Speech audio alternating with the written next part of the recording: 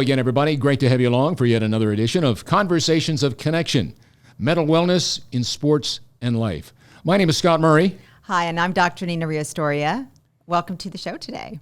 Are you excited about our guest? I know you are, because it's somebody we know or certainly know the name. Yeah. But he's got an incredible story. I met him years and years and years ago, and when you told me that you had spoken to him and we were all set to, I said, yes. It happened it happened so naturally and easy, and I'm just so grateful that he had the time to be on the show to really share his story as he has been for many years. And I think that's the great part about it. After we tell our audience, for those that might not be aware of all that he has endured, and you hear where he has been and where he is now, and maybe most importantly, we're pleased to see that he's doing well, but now he's also so concerned about others that are enduring what he did years ago. Right. And I think that's great, because so many people say, well, yeah, I had to go through this and I had to go through that, but they don't step out and help those with his story that he could help. And I think this is great, all that he continues to do with books, with speaking, with whatever. So good for him. That's a good point, because there's people that go through their own struggles personally, and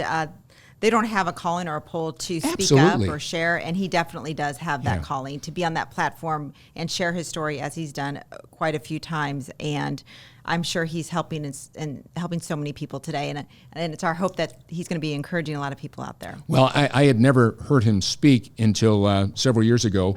We were doing an event together. I was emceeing something for a nonprofit, and he was the guest speaker.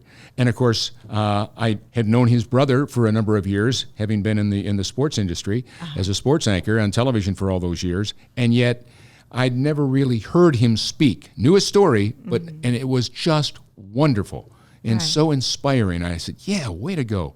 Way to go. So you're all out there going, well, who the devil are they talking about? Who is it? Who is it? Yes, all right, we're ready to tell you. Yes. His name is Brian Cuban. And if the last name sounds familiar, yes, indeed. He is the brother of the Mavericks owner, Mark Cuban, and one of the nicest guys you're ever going to meet. And I think you're going to get a chance today to see why he is now, as I have always said at the end of one of my radio shows, live your life as a go-getter, but share your life as a go-giver. That's what he's doing now because of his own personal story. Yes, he's giving back by sharing his story, and he's going to share it with us more today. Yeah. You want to introduce him? Welcome, Brian Cuban. Hey, it's good to be here. Yes. Thank you, and it's great to see you again, Scott, and it's nice to finally meet you, Doctor. Yes, nice to meet you. So, okay, I don't know, interesting enough, when we decided to do this podcast today, you had recently just posted something on LinkedIn of kind of like your chronological kind of history or story. And there's so many different things.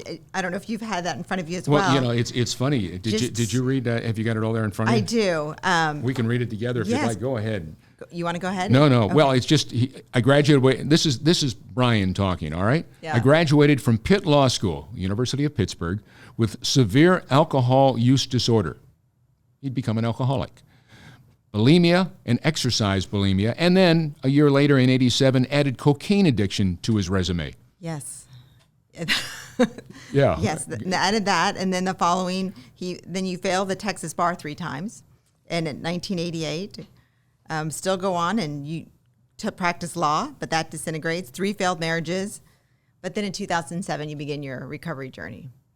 Yeah. And a lot of stuff happened between them. I mean, and you were in jail. I was in jail. You went to a couple of psychiatric facilities? Facility, yes, here in Dallas. Oh my gosh! Is there anything that you didn't do along those lines? You know what's funny? It's I've even traded back in when the Mavs went to the championship for the first time. Right. I was even trading championship tickets to my cocaine dealer at scalpers prices. You're serious? Yeah. You were stuck in the cycle for so many years, and what I'd be interested in is hearing more about before you got in that cycle. And I know you've talked a little bit about your childhood and growing up and your family. I know your family dynamics. You were very close to your brothers. Still am. Still very much. We talked about that too. Walk us through or share kind of what do you think were some triggers for you in childhood that really carried with you into middle school, high school, and into college? That's a great question, and I'm a big believer in trauma and the body keeping the score. Yeah. And there was different types of trauma in my life growing up. I was a heavy kid, trending towards obese. I was bullied in school, and there was and I'll talk a little bit about this, and I'm going to mention my mom, but I want to make it clear that I don't blame my parents for anything I went through. Parents do not cause eating disorders. Parents do not cause addiction. There is a difference between cause and correlation. And so things that happen in the home will happen to some people, will have an impact on some people, but not on others. That's correlation. There was a lot of fat shaming in my house. I used to come home from school. I'd be eating Chef Boyardee ravioli out of the can. Used to love that. The old style can opener. My mom would come home from selling real estate and she would say, Brian, if you keep eating that way, you're going to be a fat pig. Now, these were the things my mother's mother said to her. These were the things my great-grandmother said to my grandmother. Fat shaming is often handed down generationally. We come from we're Eastern European Jews from the old country trying to get food, an emphasis on food, a dysfunctional relationship around food. My mom had a very difficult relationship with her verbally abusive mother. It was very, both ways. And so it kind of runs downhill. It wasn't her fault. But not being not understanding this, not having taken Psych 101, you grow depressed. And I began to eat more Chef Boyardee ravioli and became a bigger Brian. Yeah. And it so often happens when that happens, kids change for what other kids perceive in the negative at school. The bullying started, the fat teasing, the fat shaming, the you need to go to Sears and Roebuck and get a bra for your man boobs, and all kinds of rhetoric like that. But in my mind, the kids who were doing this were the popular kids, the prom queen, the prom king. This is before the internet.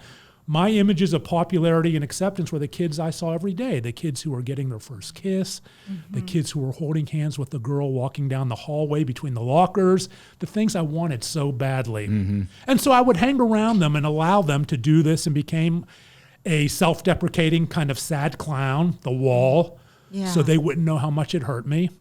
And the snapshot of trauma in my life, and we all are kind of accumulations of snapshots of trauma to some extent, was walking home from school with these kids one day about a mile from house, and what I call the day of the gold pants. My brother Mark had given me a pair of shiny gold bell-bottom disco pants. This was the era of Saturday Night Fever, John Travolta. Mark says he even taught disco. And so... So we're talking like early 80s. This was mid-70s. Mid-70s, early 80s. So I loved those pants, and I wore them to school, but they fit Mark fine. He wasn't a big kid. I had to jump up and down, spray the water bottle. My butt looked like 15 cats back there trying to get out. But I didn't care because they were a symbol of Mark's love, and I loved him. And the kids made fun of me. We're walking home.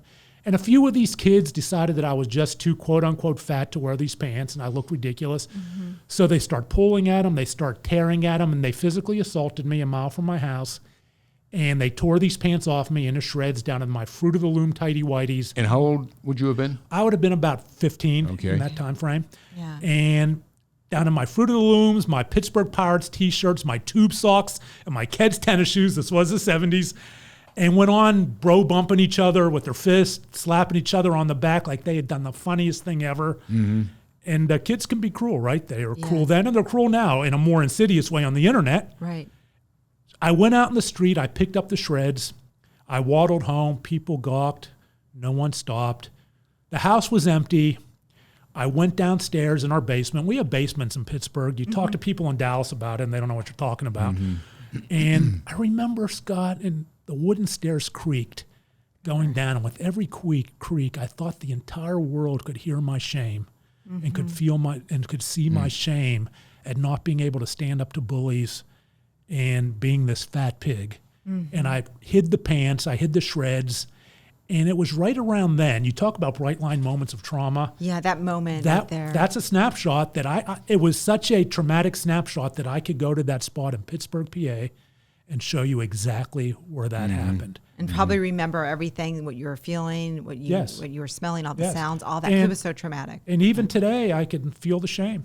Even feel the shame. Do I process it differently? Of course. Right. And so it was that kind of trauma that shaped how I saw myself in my reflection.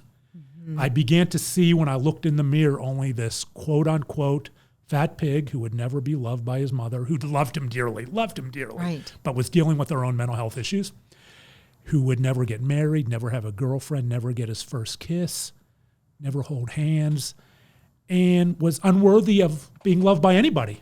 Yeah. Did you ever share that with anybody, what you had endured? Never. This was the 70s. I mean, really, who would you share it with? Well, right? I didn't mean a peer. I meant a mom, a dad, somebody else that you might look up to as a... I was too ashamed. Okay. I was too ashamed. And So you have to remember, in the 1970s and the 80s, and really till recently, shame was something that we viewed as contagious. Depression was something we viewed as contagious, right? Why didn't my mom seek help? Well, a woman seeking help in the 1970s for depression, you could be institutionalized. No one was talking about this. And so you internalized it. You found a place for it. You pushed it away inside you.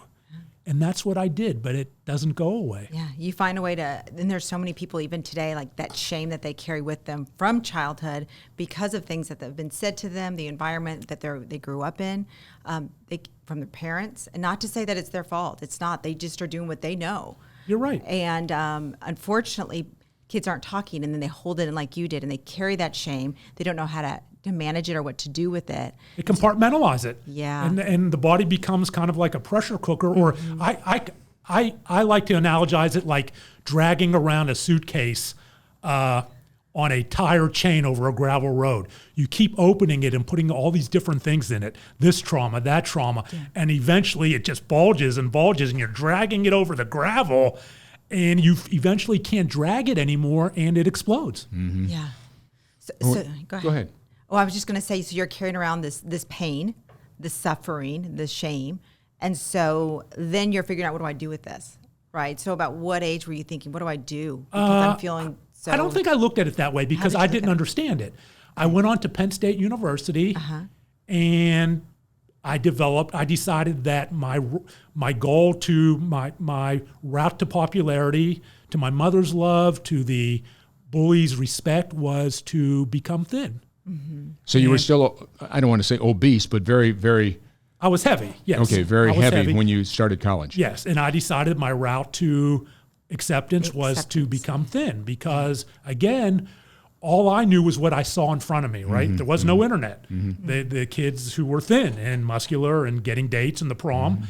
And so I began restricting my food intake and restrict, not knowing what an eating disorder was.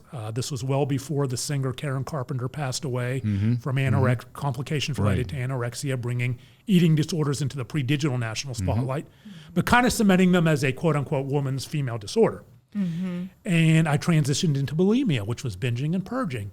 And every time I binged and purged, not knowing what it was more almost instinctive, this feeling of peace came into my stomach that everything was going to be okay. The next day, I would be accepted. But when that feeling left, in came the shame. Yeah. The shame of engaging in an act that I did not understand, did not have a definition for, but knew that guys did not stick their fingers down their throat. That's not what guys do. Yeah. And so, but I had to have that feeling of peace again for a and moment. Again. It was a short-term reward. Right? Yeah. But I had to have it over and over and over because that's what got me through the day, that feeling of peace. The life of a bulimic, male or female. So where did the alcohol come in? I transitioned into alcohol my sophomore year at Penn State because I began, again, none of this was really a conscious thought process. All of a sudden, I'm trying to deaden how I felt about myself. So I didn't have to feel that way when I looked in the mirror because again, when I binged and purged, the shame came back. So I started drinking, buying liquor. Before I knew it, I was drinking alone in my apartment. I would go out into the bars or into the alleys where the bars are at Penn State and wearing boots with a bottle of tequila, drank the bottle to get drunk so I can go into the bars and get drunker, showing up to class drunk. I remember the closest I ever came to an epiphany that I might have a problem back then was walking into a hamburger joint on the campus of Penn State and State College, drunk, of course, and I came across a rack of pamphlets that the 12-step groups put out. And for those who don't know, the most well-known alcohol-focused 12-step group is AA, but there are others. And they're called the 20 Questions. And they were geared towards college students. Do you black out? Do you miss class? And I'm checking off yes to all these things. And all I thought was, I'm just a college student. We all drink. Yeah. Threw it in the wastebasket and went on with my life. That was it. But I was able to get through Penn State. I was a criminal justice major. I wanted to be a police officer. That would have worked out well. I'd have been the first cop in the evidence room trading out the mannitol for the blow, believe me. You know, I remember you sharing kind of when you graduated from college, you were like, I don't know what else to do because I don't want to go. You had a routine of bulimia, and you felt safe there, and you didn't know how to live in the world. So you're like, well, what do? I guess I'll go to law school, right? That's right. And these routines were my the Snoopy Linus security blanket. Yeah. It's how I knew. And I wasn't looking into my future. I was looking at the tip of my nose. Mm-hmm. How do I get by the next minute, the next second? How do I survive? Mm-hmm. I had no vision of what I wanted to be, what I wanted to do. But I'm sitting in the office at Penn State, thumbing through police officer jobs, and there were these two guys from Pittsburgh, where I'm from, talking about going to law school, going to University of Pittsburgh School of Law and taking the law school admission test. And I'm listening, and the bells start going off in my head. Mm-hmm. Not the bells I've wanted to be a lawyer, Clarence Darrow or Atticus Finch. The bells of, I can stay in school 3 more years, and I can binge and purge. And I had also developed exercise bulimia, mm-hmm. which is obsessive-compulsive exercise for the primary purpose of offsetting calories. I was running up to 20 miles a day when I could, and also binging and purging and drinking, great on your body. And it made perfect sense to me. Yeah. And that's why I went to law school. That's it. Mm-hmm. And when you look back, and I know you've shared this too, is what do you feel in that moment you were running from? Myself. Yeah. The shame. I was running from shame. Yeah. But you can't run from shame. It's part of, it's who and part of we are until we deal with it, right? Mm-hmm. It's that like a skin-tight suit that you can't get out of. And I think there's a lot of people today dealing with some struggle or maybe shame that they carry with them. And for you, what do you think was that moment where you were like, I'm done running from this pain, the shame? What do you think was that moment for you? That came decades later, Easter weekend, 2007, when my now wife, my girlfriend at the time, who had just moved in with me, saying, wow, she moved in with you with all this stuff. I was pretty good at wearing all the masks I needed to wear to present this respectable person when I needed to present it. And so I convinced her I was this respectable lawyer, and she knew nothing about all of my stuff. A funny side story, a buddy of mine who I partied with, when I told him I was moving in with her, she was moving in with me, he said, how are you going to, she doesn't do what you do what you do with the drugs, with the blow and the alcohol. How's that going to work? And I said, well, this is going to cause me to stop. So I'm starting to think about it right now, that wanting change. This was the first wife. Yeah, this is my last wife. There were 3 failed marriages. Yeah. Before. Well, that's what I meant. Okay, I didn't know if you were talking about. Yeah, this is my current wife. Okay, your current wife, the one right now. Yeah, that's 2007. Okay. Before that, I had 3 failed marriages, all because I spent more time hiding my drug and alcohol use than I did being a husband. Okay. Yeah. When you spend all of that time hiding who you are and building a wall no one can see in, there's no room for love to get in. Oh, absolutely. And there's no way for love to get out. And know what happens? It takes the path to least resistance, where the other spouse says, you don't love me. And to say, yes, I do, means you have to open up that wall and push a brick out. So you say, you're right, I don't. So how long did those last? None lasted more than 2 years. That's what I wondered. Yes. 2 years. Yes. But in Easter weekend 2007, Amanda went away for the weekend, my current wife, and next thing I know, I went out. It's 2 days later. She's looking down at me. I had been to the, I forget the name of the hotel down by the American Airlines Center across the street, but the Ghost Bar down there back when it was a thing across the street. Right. And I had an alcohol and drug-induced blackout. So I'm lying in bed. There's cocaine on the dresser. There's black market Xanax because I'd cocaine and then Xanax my way through the day. And I'd pop some Xanax and slept through, I thought I'd get up before she got home and clean up. But that didn't happen. And I'm trying to figure out what day it is. She's staring down at me, wondering probably if she walked in the right house. Right. All I could think of was the metaphorical running home to mama. Take me back to Green Oaks Hospital, the psychiatric facility here in Dallas that I'd been to the first time. She looks at me. You've been to a psychiatric hospital? Yeah, there are things you don't know about me, but we'll talk about that later. And so she drives me down there. She's crying, and I'm thinking she's gone. She stood by me. And we dated for over a decade while I rebuilt the broken trust, and I found recovery. And now we've been married going on 5 years. So not all relationships will survive that, but ours was able to. But it survived a lot in part because, 1, she's a saint, and 2, I had to do the work for me. Yes, I think that's really powerful when you talk about I had to rebuild the trust. Yes. Because I think in marriages and relationships that can be broken for different reasons. So can you share a little bit of what really helped you rebuild that trust in your relationship? Focusing on my recovery, because you can't rebuild trust for the other person. Yeah. If you do it for someone else, it's always going to be susceptible to being triggered back, right? I couldn't get sober for Amanda. I couldn't get sober for my father. I couldn't get sober for my brothers or my pets. Why? Spouses do leave. Fathers pass. That's out of your control, right? Spouses pass away. Trauma happens. Pets die. And recovery has to be able to withstand all of that. Mm-hmm. So it had to be for me. Mm-hmm. Mm-hmm. And so she is a saint, isn't she? Yeah. And so standing in that parking lot, I thought about there wouldn't be a third trip back. I'd be dead. And I thought about something else. One final thing. I thought about my father. Mm-hmm.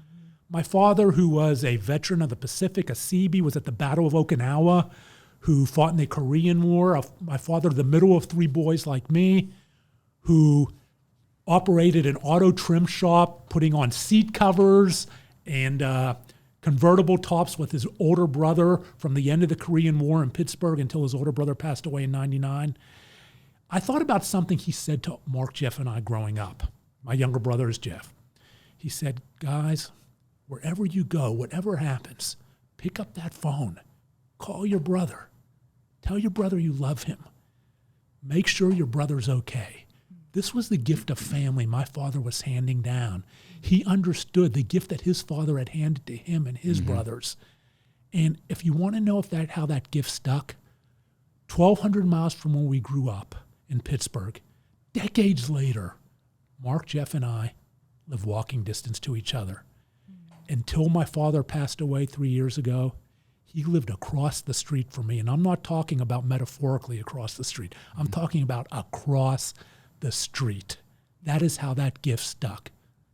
And I wasn't ready to lose that gift because family's distance, right? Family's distance. My family was distancing. I was distancing from them. I was no longer seeing my nieces and nephews. I was no longer seeing my father because I was reclusive in the whole of people who, in my mind, the people who really loved me, at least until the cocaine ran out. Mm-hmm. The people I partied with and did the drugs. And I didn't want to lose my family. And those are the three things that turned me around. Interesting. You talk about your brothers. Most of the people that are watching this will certainly know who your brother is. Mark Cuban, owner of the Dallas Mavericks. We all know all the things that he continues to do, even on Shark Tank, television. Just the relationship you've had with Mark, and how has he helped you through this? I would not be, and Mark and my younger brother Jeff. Both of them. I would not be alive. I would not be alive. In the summer of 2005, I decided to end my life by suicide. A friend of mine, who I dedicated my first book to, got some disturbing emails from me. Emailed Mark and my brother Jeff and said, "You have a problem. You should get over there." Jeff showed up first. There was a .45 automatic on my nightstand. There was, again, rinse, wash, repeat. There was drugs everywhere, Xanax. Mark flew in from L.A. They took the weapon. They cleaned up my house. And they took me on my first of two trips down to Green Oaks, kicking and screaming. They're trying to save my life. All I want is to crawl back into the glassine baggie of cocaine and back to the people who really love me, right? Mm-hmm. Really don't judge me. That they weren't having it. And we should talk about privilege too. I mean, I went through addiction, recovery and addiction with skin color privilege, with financial privilege, all kinds of privilege that people do not have. How many people have a billionaire brother willing to write a check and go to rehab, go to residential treatment, wherever? We're going to send you down there. People don't have that. And so that's important to acknowledge. I would be disingenuous not to acknowledge that there are so many people who don't have the resources that I have. Well, and I appreciate you sharing that because I'm wondering if there's people listening right now that are thinking, I have this friend of mine or a family member that's addicted and I don't know what to do, and they don't have the financial ability to do that. So what would be your advice to them on how they can support them in the best way they can I get that all the time. I mean, how many, everyone who reaches out to me, no one has a billionaire brother, right? Right. And most of them don't have insurance. Insurance is a privilege. Health insurance is a privilege. Mm-hmm. A lot of lawyers don't even have health insurance. So I work with them, and you reach out to people who have resources, and I work with them. And It's not always easy because Dallas is a psychiatric graveyard, although we do have a hospital coming. Dallas is a psychiatric graveyard. It is a non-insurance kind of mental health graveyard because there are long waiting lists. Mm-hmm. You can find places, but there are a long waiting list. And so you do the best you can, and I give them the resources. There are also 12-step resources, whether it's AA or NA, and you do the best you can. But you're right. Now, having privilege is one thing, taking advantage of it is another. Right. I wasn't willing to take advantage of the roads laid for me. Mm-hmm. And I want to say, they say addiction doesn't discriminate. You hear that a lot. It does. It discriminates by privilege, right? It hits neighborhoods of demographics of color, different neighborhoods harder than others. Recovery, again, different neighborhoods, different demographics, people don't have the resources. So it does discriminate. And I just wasn't willing to take advantage of them. Mm-hmm. And so we're down there in the hospital, and I knew what to say. I'm a lawyer. They're trying to put a psychiatric hold on me. I'm not a danger to myself. I'm not a danger to the others. So much to the chagrin of my brothers, they had to take me back home. Mm-hmm. And we did what I call the Cuban rehab. We're going to take your car keys, stay in your house for 2 weeks, and everything's going to be okay. It's not how addiction works, but my family was no different. They're trying to figure it out. They're trying to do something. They're trying to do something. Yes. I had two thoughts to that. One, no problem, my drug dealer delivers. And two, now they know. Now they really know. So what am I going to do? Am I going to step towards recovery? No, I'm going to distance even more. Mm-hmm. And so I stepped back out into it, and that cycled through to my kind of aha moment that we talked about Easter week in 2007. Mm-hmm. Talk about the fact that people are watching this. They see your story. How about somebody that knows somebody that maybe has endured some of the things that you've shared with us today? 3 things that come to mind that would be the takeaway from everything you've shared with us today that you would like people out there to know. What's the takeaway that we all should get from this, learn from this, be a part of this, and say, I could make a difference in the life of somebody else there that's gone through what Brian has gone through? One, the first takeaway is everyone's going through something. All you see is the end result, right? You see the face, you see the end result of an accumulation of snapshots of trauma, of love, of grief, of happiness, of sadness. Never assume you know how snapshots have come together to form the person that you are looking at. 2, everyone can be helped. It just takes time, okay? Everyone has a path. They may not be ready for it. There may be steps backwards. 3, reach out. Use the 2-ask rule. The 2-ask rule only takes seconds, 4 words, and it can change a person's life. How are you doing? Good. And before that conversation breaks, ask them, do you know if you want to talk, I'm here for you. That's good. Within seconds, what you have done is become a cog in a continuum of wellness. That person may say to you, I'm fine, and go on. But if every person used the 2-ask rule when they saw someone who they think is struggling, is going through something, it doesn't mean you have to accuse them. It doesn't mean you have to be judgmental. It's empathy. You're just asking. If everyone used that, it may be 4 people down where that person finally says, you're right, I'm going through it. Something. I'd love to find someone to talk to. Can you help me? Here's the kicker to the 2-ask rule. It cannot be performance art. If you are going to use it, you have to be ready to engage. Mm-hmm. If they say, yes, I want to talk. Mm-hmm. People know performance art. Mm-hmm. That's good, because I think so many people today, they want someone to ask them, how are you? And I'm here for you, and they don't know who's there for them. I like that. That's right. And again, you don't have to worry about the response. You're not trying to elicit a particular response. Uh-huh. It is just we all have the one tool that's been given to mankind to change the course of someone's life. We don't always use it. It's the gift of the ability to be empathetic to someone's struggle and to ask them how they're doing. Yeah. It's funny. At the very beginning, I said, we had done some things together that I had emceed and introduced you and then listened to your story. And I sat there just, I don't want to say in awe, Brian, but just maybe in amazement of, oh my gosh, what he has gone through. And then you think of other people. I knew a couple of people when I was in college that committed suicide. I was I watched a fella jump off the third floor of the psychology building to his death off the, and I think of those things and I think, how could you do that? How could it be that bad that you would take your own life and just end it all? I get asked that all the time. Yeah, that's what And what I tell them is losing hope is losing hope, right? Losing hope doesn't know alternatives. Losing hope means, and as my psychiatrist says to me all the time, it seems like the best option in the moment. It may not even seem like the best option. If you get through it, it may not seem like the best option a month from now, right? The key is to get through the moment. And that's what makes suicide tough, because we're not going to save everyone, right, as we know. Because I can tell you from experience, that comes over me. It came over me. It happens like that, right? And if people aren't there in that moment, the 2-ask rule, or you're trying and you're trying. I mean, look what happens to so many people. Robin Williams, the guy, the food show guy, and I'm sorry, I can't remember his name. Anthony Bourdain. I mean, right. You can't be there every moment, but you can do everything you can do to make sure people know you care and you are there. Yeah. If that you're there for them. Anything Dr. Nina and I didn't ask you today? You have another question? I do. I just want to know what today, we're talking about being hopeless, but you're very hopeful today. What keeps you hopeful and joyful?